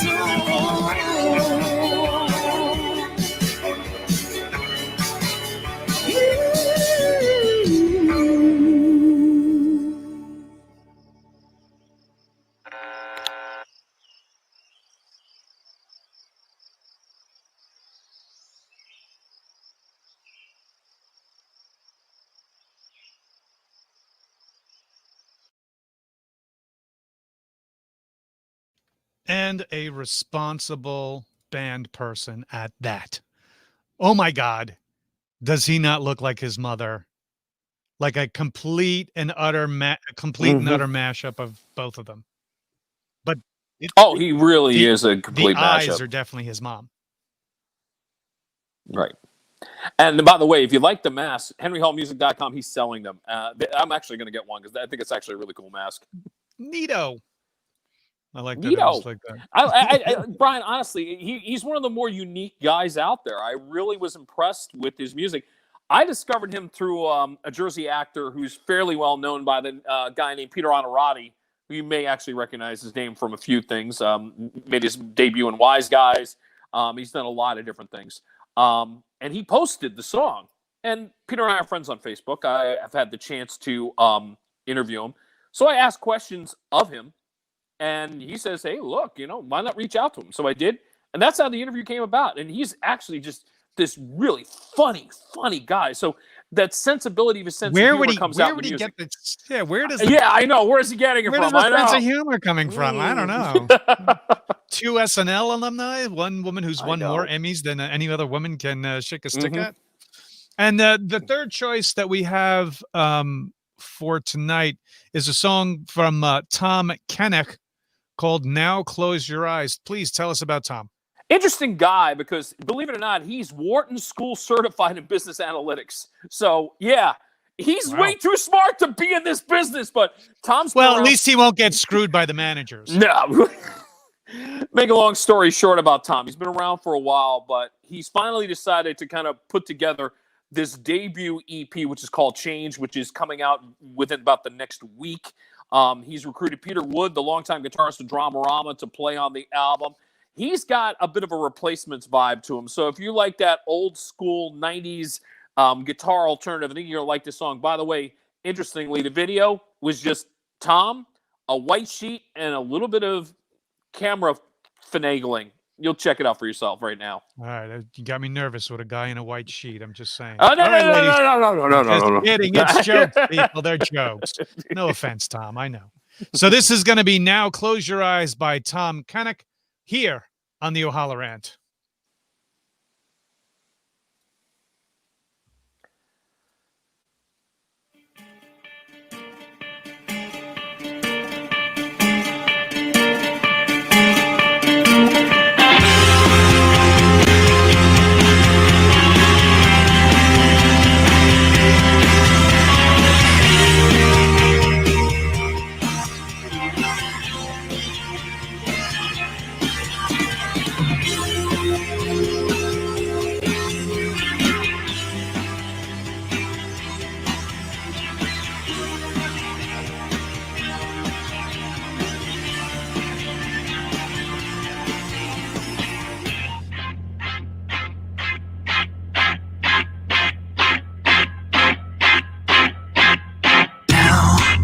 That your love is all that's left. Your love is all I have. Your love is all I want and all I need. Now that we find that everything alive is fighting to survive. Memories of all that was are fading for me now. Where do we turn to now?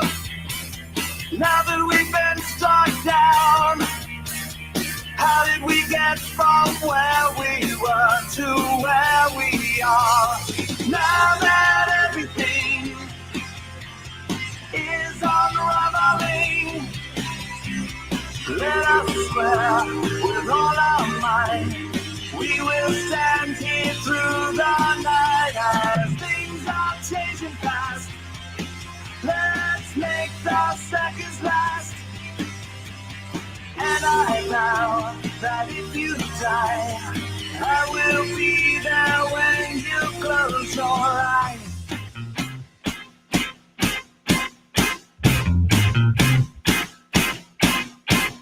Now, how do we know what's real? And how did we end up here? What do we do when nothing's true and no one has a clue? What do we do right now? Perhaps we just take our bow and simply walk away, or drop to our knees and start to pray. Now that everything keeps unraveling, let us swear with all our heart that we will make it through the dark, 'cause things are changing fast. We gotta make our seconds last. And I vow that when you die, I will be there when you close your eyes. Close your eyes. Close your eyes. Close your eyes. Right here you can close your eyes. Close your eyes. Close your eyes. That you'll do the same. Without your thoughts. Close your eyes.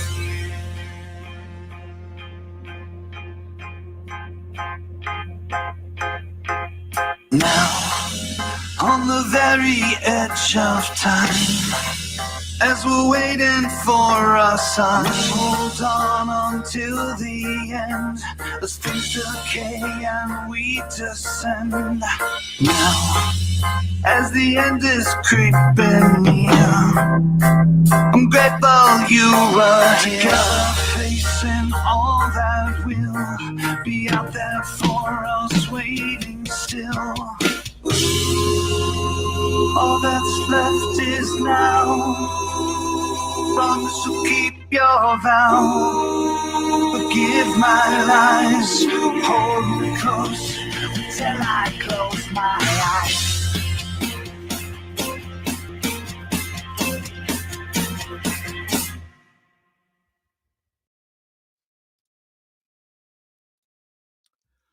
Woo, that was a really, really great song. Thank you, man. No, not at all. I've Thank been you for bringing those along with you. No, I appreciate you doing that. I mean, I've had all three of these great artists as part of my podcast, and again, I thank you for the advice. Tapping into the world of independent music has been a thrill for me because I love music to begin with. So, some people I've gotten to know, some people I knew ahead of time, like Love in Reverse, Mike and Andres, I've known for way too many years, loved them to death.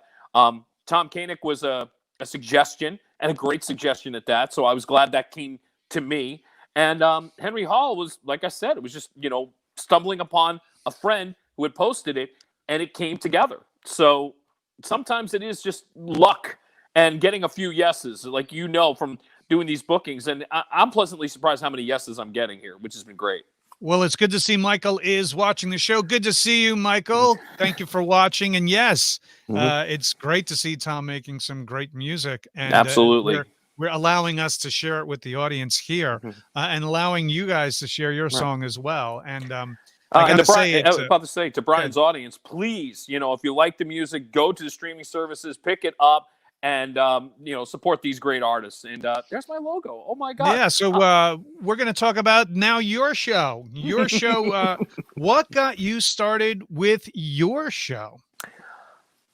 Desperation? No, I'm kidding. By the way, thank you, Connie Winsmith of Winsmith Graphics, for coming up with the logo here. She did a great job with that. And being in between jobs and knowing that I was trying to figure out what to do while I'm kind of figuring out the next job, I was kind of getting pushed by Ming Chen from A Shared Universe, where I do the podcast from. Yeah. Oh, God. Yeah, this is what happens when alcohol's involved. It's a very sad state of affairs. Oh, God bless the St. Asbury Park for that. And what happened was he just kept pushing, like, you should do a podcast, you should do a podcast, you should do a podcast. And I'm like, I don't have any angles. I don't know what to do. And again, well, you were a guest on the Hang On to Your Shorts guys based out of Asbury Park. Yeah. You were just one of their, you were one of their regulars on their show. Yeah. With your opinion, you're a very astute pop culture film savant yourself, and you gave your opinions on different film and different media opinions, and you've been interviewing people for over 30 years, and points of view, and you actually have a very radio safe vocabulary, while me on there at the time, I don't. I would be probably hit with FCC violations within my first 3 days working at an actual radio station. Let me tell you something. One of the first things that's been interesting about doing this is, like, I can literally go, no shit, and get away with it. I'm like, I'm not used to that. I'm like, I'm not. Yeah, or fuck this idiot. Things like that. Exactly. It is freeing to not have the FCC behind you, but it is helpful to have a paying check to do it as well. By the way, the name of this really was Brian's idea, because I was kicking around a couple ideas after the chance of just doing stuff with Hang On to Your Shorts. And Brian and I were talking. He's like, Rob, you were known as A-Game when you were working in Wilmington, Delaware. That nickname really has some meaning to what you do, and you can tie into so many different. So why not just use it? And first off, I want to thank Johnny B from formerly WSTW down there, now of WJBR in Wilmington, who gave me that nickname. That was one of those. He's on the air one time. He goes, you know what we love about Rob when he comes in here? He always brings his A game. It stuck. That moment, it just stuck, and I'm glad about that. That's true on its own. The fact that you do bring your A game. There's never been a broadcast that I've listened to, or a live show especially, that you don't feel the energy off the audience, that you don't bring your A game. And it's always been a joy to listen to you on the radio over all these years, but Mhm. also to watch you in your live element, because you're really good in your live element, kind of getting a crowd involved. And then I've obviously been to, parties that you've DJ'd. So Yeah, this is true. that's always off the hook in general. So you're how many interviews in? I think I am 27 in. I've run the gambit from music to actors to sports personalities. I've had some news people who do sports on television. It's really run the gambit, and I'm really enjoying that process of just kind of reaching out to people and getting a lot of yeses, not getting a lot of no's so far. And um, I still got a few that are going to be coming down the pike that I'm really excited about. So it's been a good first year, a lot better than I ever So imagined. so what do you prefer? A daily live show or this once a week, recorded show that have I think freedom to say, ask and do what you want? they both have their place. I got to admit that. But obviously, I'm a creature of habit. I'd love to have the daily show again. But if this is how I'm going to do it, I have no problem doing this once a week just to have the creative outlet. And if it continues to grow, I mean, I just had probably the most watched podcast this past week with Miles Sund from the alternative band, The Wonder Stuff, who are huge Right. in the UK. That was a blast. And by the way, if you know Matt Pinfield, just tune into this episode because Miles does a better Matt Pinfield than Matt Pinfield impression wise. Oh man, He that's nailed worth it. watching alone. It's incredible. It really is. So what do you love and miss about the radio show or a radio show? Some of it's the interaction, some of it is the music. There's an energy vibe that I get when you get it 5 days a week. You just want it 5 days a week. So only having it for us, having a bigger dose 1 day a week is good.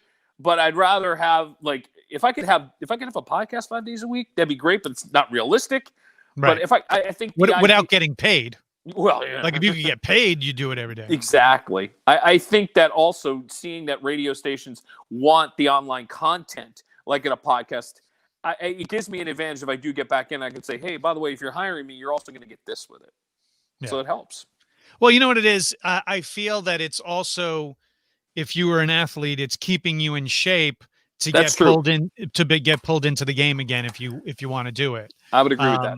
Definitely. And if people want to know, hey, what you been up to, go to my Facebook or the Yeah. YouTube page, and you Here's can sort of my watch what I've been resume, doing. so to speak. Yeah, exactly. Right, and you can see where you've grown and how you've been able to adapt in these conditions that we're in, for that matter. Well said.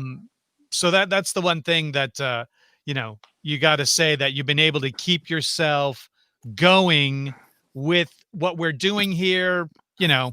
But this is what got me started, folks. I mean, if it wasn't for being locked in my house, so to speak, I would have still been going to Comic-Con saying, yeah, the podcast is coming. Yeah, the podcast is coming. But now I had no excuse, and here we are. So I just want to thank everybody who's been watching so far. Carnage Reg 76. We also got Critical Cupcake. And Uriel, thank you so much as well. Anthony Fraschetti is once again sticking around. We're going to come up to one of my favorite parts of the interview, which is the speed round. I believe Rob is having an issue with his headset currently, so we're just gonna wait for a bit while he gets back that going. If they died on him, whatnot, sometimes those earbuds do that. But I want to say though that thank you guys for watching this. We're gonna go for a little bit longer. And did I get podcaster spelled wrong? Oh, well. You're right. I got to change that. You know what? I'm going to do that right now. I'm going to do it on the fly. That's how I like to do it. So let me hide that. That's been going on all night too. And it's funny because it did correct it for me in the thing. Boom. Thanks. See, this is why I need a producer to double check my work. Thank you, Mac Attack.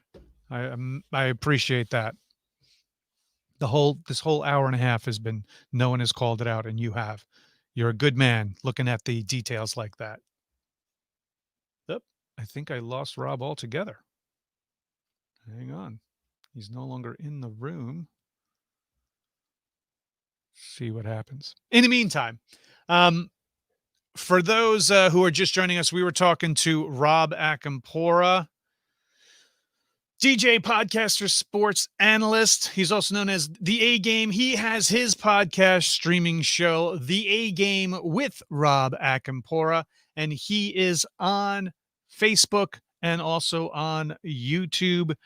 He also has his social media as well. I can show you that as well. His social media.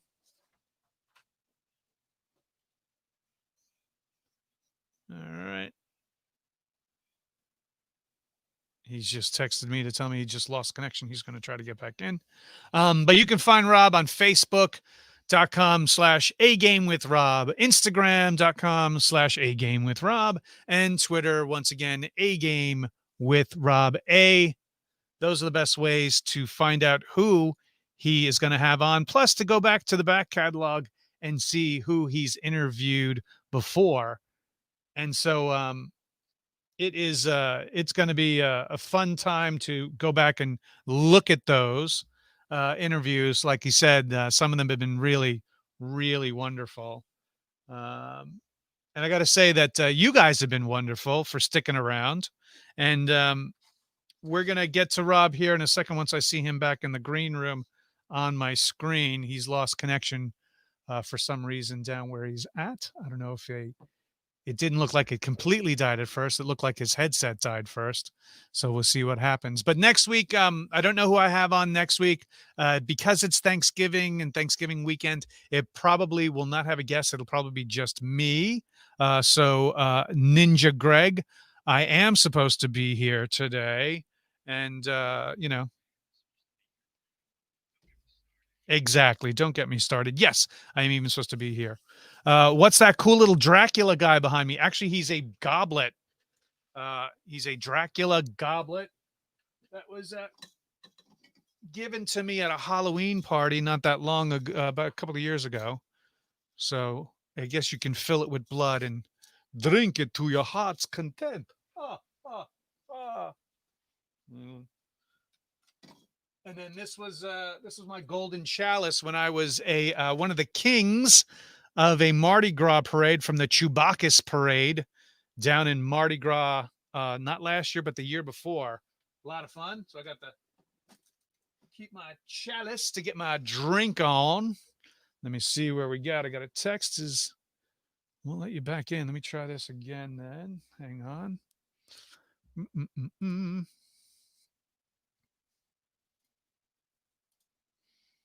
me see if I can send this to him.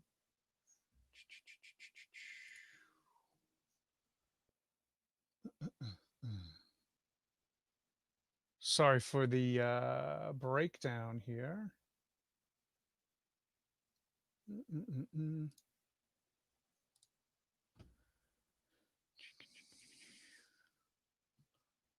that's not what I want to do. Close it.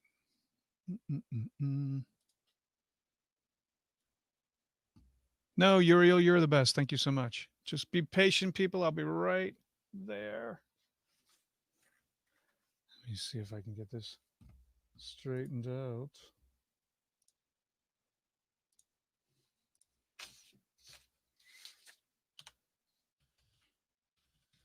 That's why I need a producer. I don't have a producer to do when a guest loses contact, they can go, oh, I'll get him right. Oh, here we go. Here he is.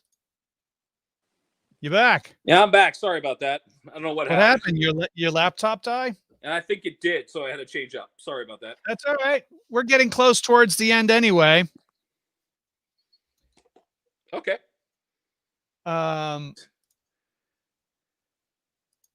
We were talking about radio and, missing it or not, and the difference in the freedom that it is streaming compared to being under the FCC watchful eye. Are you hearing me fine? Because I'm hearing clicks on your end. I'm sorry. Yeah, I can hear you fine. Okay, good. So we're going to go to a part of the show I like to call the speed round. Oh, God, I'm dreading this. No, you're not. You'll be fine. So here we go. Let me bring up the speed round banner. And then Scott Schiaffo has supplied me with this great speed round music that I've always enjoyed. So let me hide that. Bring up the music. And you can still hear me, right? Yes, sir. All right. Pretty simple. There are about 20 questions. It's pretty much A or B. Okay. Just pick either or, whatever comes to your mind first. Don't worry. You don't have to be politically correct. You don't have to be, what the group wants. It's what you want, sir. Okay. What you think and your honest opinion. Question 1. Podcasting or radio DJ? Gotta go with radio DJ. It's what I've done the longest. Arenas or clubs?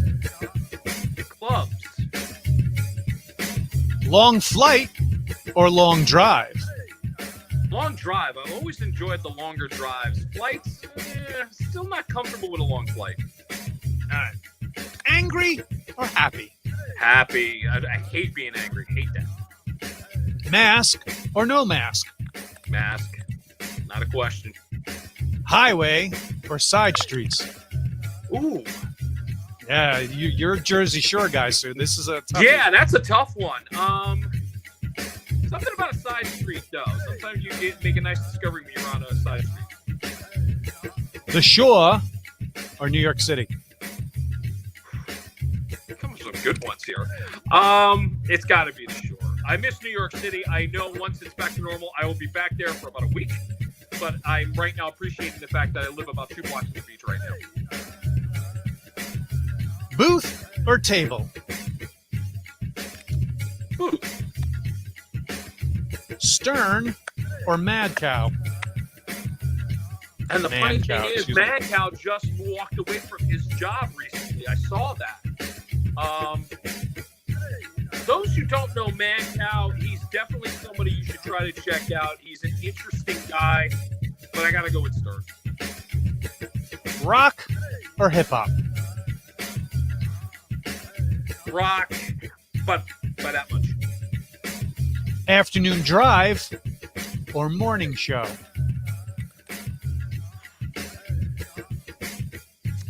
I think my main success has been an afternoon drive. You give me a morning show and afternoon drive, there's your win. There you go.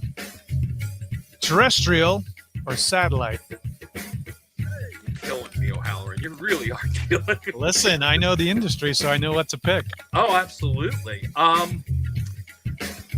I can only go by what I've been listening to lately, and I noticed I'm listening to a little more satellite than terrestrial. There you go. Band or lead singer? Band. Love or money? I knew this question was coming. Hard part. I can use a little bit of money right now, but I still need love, even though I could use the You gas. are a sucker for love. As long as Yes, I've ever we known are. you, you've always been a sucker for love. That's true. You've turned down money because you didn't want to move away from love. Yeah, I know. Backstage? You had to bring that up, though. I'm just saying. Backstage or after party? Oh, after parties usually are a lot more fun. Big city or small town? I'm a big city kid. I love being around a big city. It's got to be that. Poker or blackjack? Poker. I've totally become a poker fiend. Zoo or crew? Say that again, Brian, just so I make sure. Zoo or crew? Oh. Crew, I think. Right. In other words, do you want to be part of a morning zoo Right. or the morning crew? That's what I thought you were going, but it's like going, yeah, crew. Favorite curse word, sir?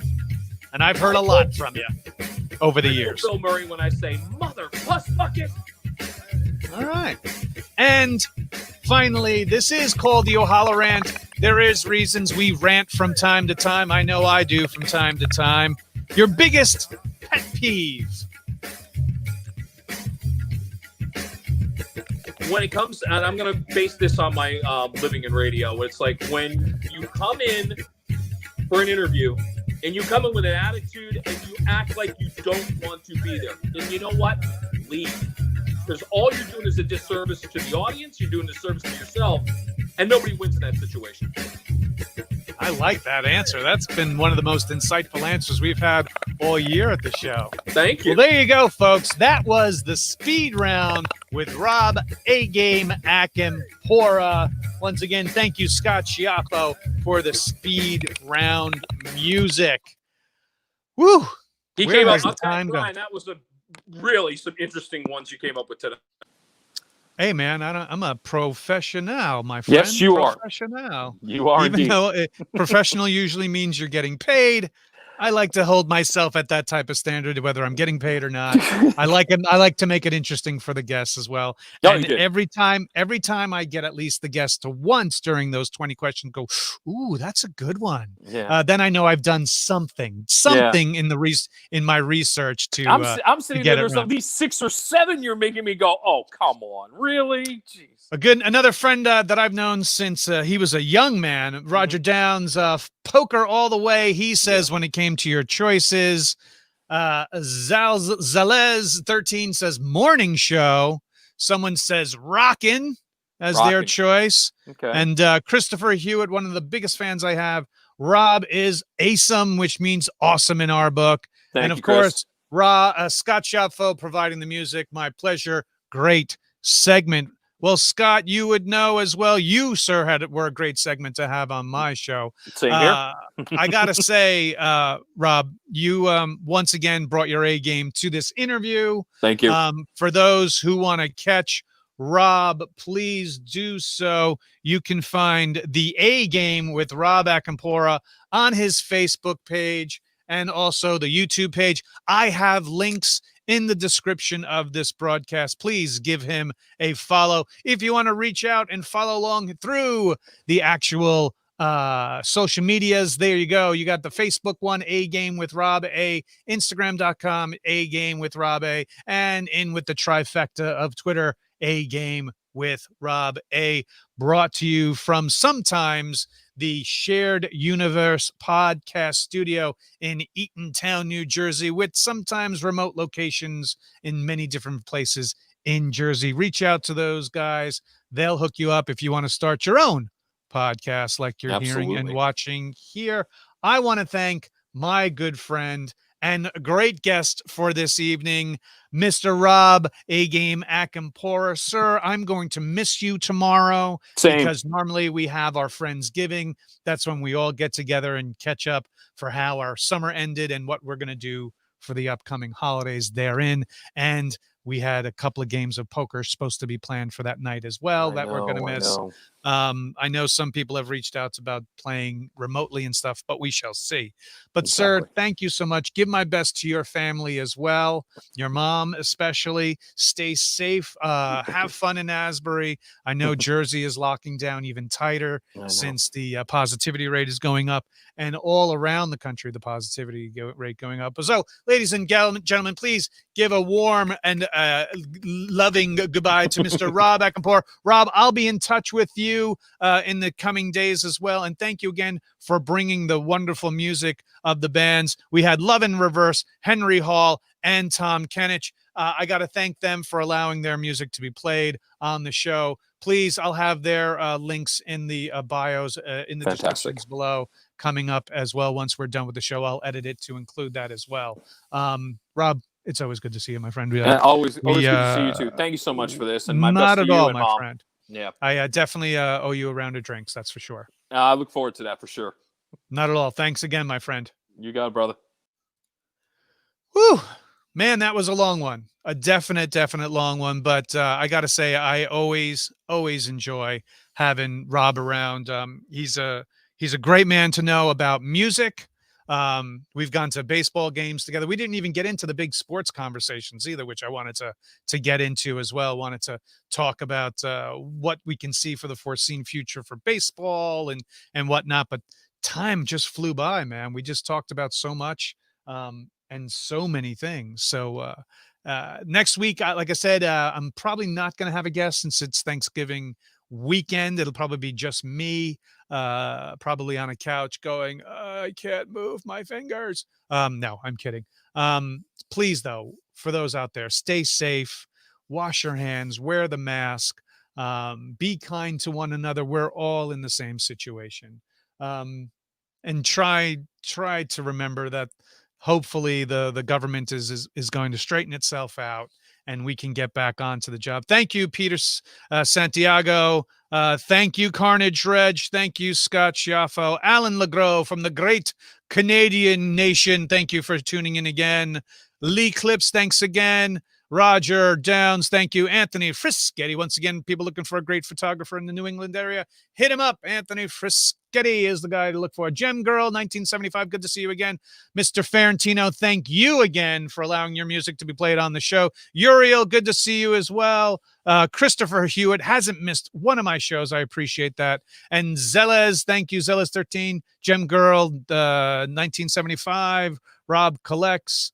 And many others, Neil F, 123, and many more. Dave Madison joined as well. Thank you guys so much. For all of you out there, I want to just say, it's been fun coming back. Thank you for those who reached out to me during last week, because I didn't make an announcement that I was having a show or not, and for following the show. If you haven't followed already, please hit the subscribe and follow buttons wherever they are on your screen. And please tell your friends. I'd like to do more of these and like to have more great guests as well, and just have fun with you guys as well. It's a good way to spend a Friday night when you can't go out anyway. There's no bars to go to. There's no movies to go to. There's no baseball games or football games to go to on a Friday night, unless you're a high schooler. But hey, we'll see. We'll see you next time here on the O'HalloRANT. If you want to follow me, here we go. Follow along on these social media sites. Once again, thanks again to Rob Acampora. Hit him up on his social medias. Catch his show. He's got 27 to go back and look at now. Go back, follow him, subscribe to his channel. He's bringing some really great people to the table when it comes to interviews. You're not going to want to miss any of his shows. Well, I want to thank you. Enjoy the rest of your weekend, folks. For those on Twitch, you'll probably see me again at some point this weekend, either playing some games or whatnot. I don't know if I'm going to come back on tonight, but I want to thank my Twitch fans for following along. I want to thank my Facebook fans for following along, and the YouTube fans for sticking it out for almost 2 hours here for the extended extra large edition of the O'HalloRANT. I love you, people. Good night.